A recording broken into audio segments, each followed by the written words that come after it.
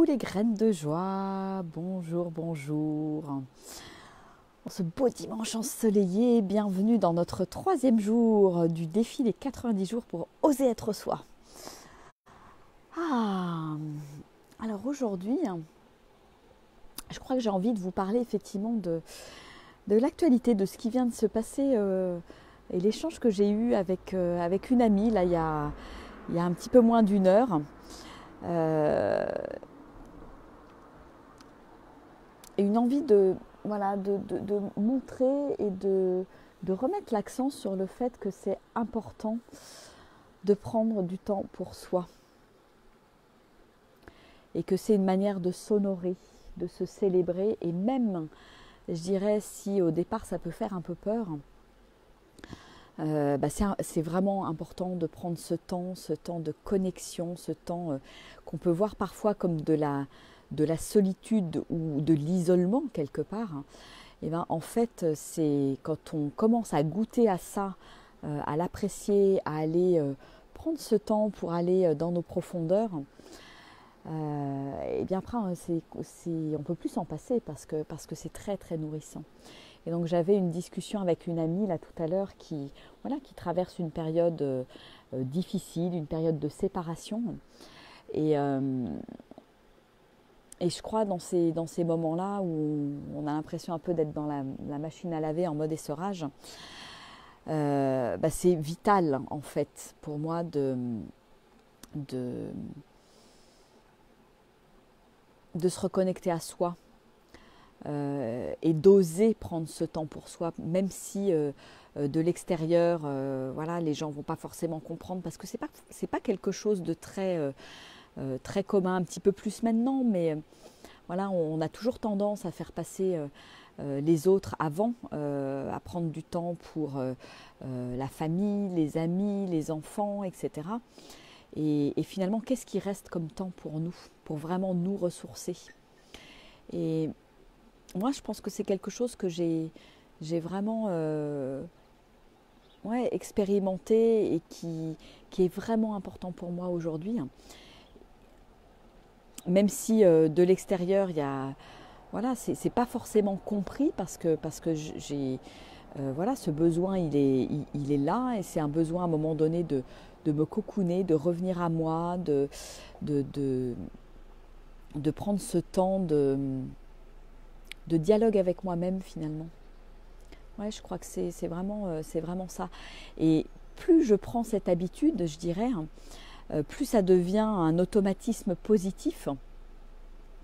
Et ça me permet, quand il y a un gros coup dur ou quelque chose de pas forcément très confortable qui arrive, d'avoir cette prise de recul finalement. Alors c'est vrai que j'ai appris à le faire quelque part au moment où moi je m'en suis pris plein la figure dans ma vie. Et c'est un petit peu le sujet de la discussion que j'avais avec cette amie là tout à l'heure. Mais finalement, ça m'a permis de mettre en place de nouvelles habitudes dans ma vie et qui sont vraiment ô combien salutaires aujourd'hui. Parce que je sens que c'est comme ça que je me connecte à qui je suis vraiment et à ce qui est vraiment important pour moi, à ce qui est essentiel et que je peux ensuite le communiquer, le partager autour de moi et dans le monde. Parce que si je ne prends jamais ce temps d'introspection, quelque part, c'est comme si j'étais tout le temps happée par l'extérieur. Et pour moi, le trésor, il est vraiment à l'intérieur. Et j'ai besoin de faire silence, en fait, à l'intérieur de moi pour écouter ce qui est là, écouter ma petite voix, écouter mon cœur, écouter tout ça. Et quand il y a trop de bruit, trop de brouhaha, trop d'activité, trop d'action, c'est pas possible. Enfin, moi, j'y arrive pas en tout cas. Donc après, je sais pas comment ça se passe pour vous, si vous avez l'habitude de prendre du temps pour vous. Enfin, comment ça résonne tout ça et particulièrement, je dirais, en ce début d'année pour moi, il y a quelque chose que j'ai envie de poser.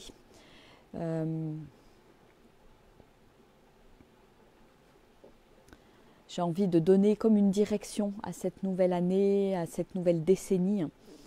Et je ressens ce besoin de d'intériorisation. Je pense que voilà, dans les 2 semaines qui viennent, là, je vais vraiment voilà, rentrer dans des temps de méditation et du temps pour moi, vraiment rien que pour moi, pour poser les choses, pour clarifier certaines choses, parce que c'est, voilà, je sens que c'est le moment propice, je sens que c'est juste, plutôt que de commencer à courir dans tous les sens, à proposer plein de choses, etc. Voilà, qu'est-ce qui résonne vraiment pour moi, au plus profond de moi finalement. Et c'est, pour moi, c'est pas du temps perdu, au contraire, c'est comment aller plus vers l'action juste et ne pas dilapider finalement mon énergie précieuse à courir dans tous les sens ou à courir plusieurs lièvres à la fois. Voilà. Ça me permet de donner de la clarté en fait, ces moments-là, ces moments de silence. Et c'est de là aussi qu'est venue mon idée d'accueillir là à la maison des moments de retraite en silence, alors en partie en silence, parce qu'évidemment avec des moments de partage et d'échange bien sûr, mais permettre d'avoir un espace où je peux expérimenter ce silence quelque part qui peut me faire peur. Moi, je sais que moi, très longtemps, ce silence m'a fait peur. Je l'ai évité. C'est-à-dire que bon, bah, quand je m'en suis pris plein la figure dans ma vie, en fait, ce qui se passait, c'est que je remplissais mon agenda pour jamais être seule, pour toujours avoir un truc à faire, etc., etc. Et jamais me retrouver avec moi-même, en fait, jamais me confronter à mes émotions, à ce qui se passait réellement à l'intérieur de moi. Et le jour où j'ai compris que c'était indispensable et qu'il fallait que je passe par cette case, et ben waouh, ça m'a permis de libérer plein de choses, parce qu'il y a plein d'émotions qui sont sorties, il y a plein de choses qui se sont libérées à travers le corps, en fait, tout simplement. Et je ressens ce besoin régulièrement, en fait, de temps de silence, de temps vraiment de retour à moi, et j'ai envie de le partager avec d'autres personnes, parce qu'il y a aussi le côté, parce que j'ai vécu les deux, les moments voilà, où je suis complètement seule, mais une solitude, on va dire, nourrissante, et les moments où je peux être seule, mais avec un groupe, en silence, avec un groupe, et c'est encore différent. Et c'est chouette, et c'est comme si ça venait... je dirais, faire péter certaines barrières, c'est-à-dire que oui, on peut être, je dirais, ensemble, en groupe, et en même temps en silence. Et c'est pas pour ça qu'il n'y a pas d'interaction, quelque part. Et ça me demande une écoute peut-être plus fine, ça me demande de passer au-delà des stéréotypes de, bah oui, quand on est avec quelqu'un, je suis obligée de parler. Bah non, pas forcément.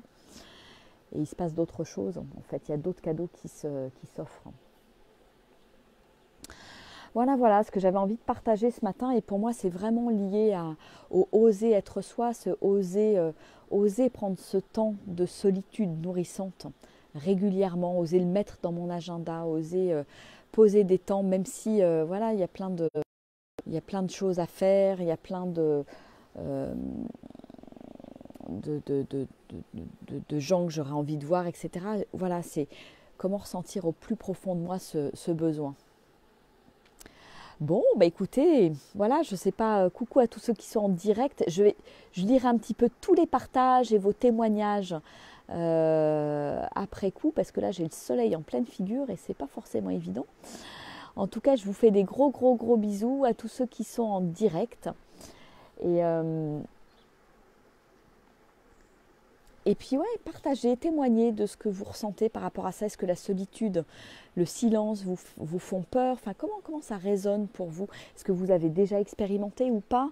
Est-ce que c'est un silence ou une solitude qui est forcée, qui est obligée? Auquel cas, bah oui, quand c'est une contrainte, eh ben, il n'y a pas forcément de la joie. Donc comment je peux remettre de la joie à cet endroit-là aussi?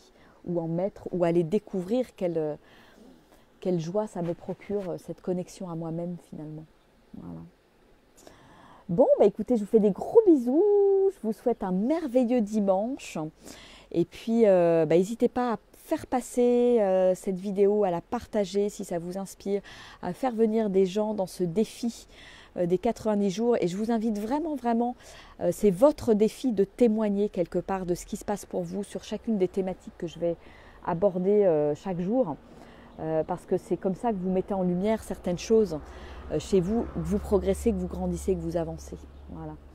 Allez, je vous fais des gros bisous, je vous embrasse bien bien fort et à demain. Au revoir.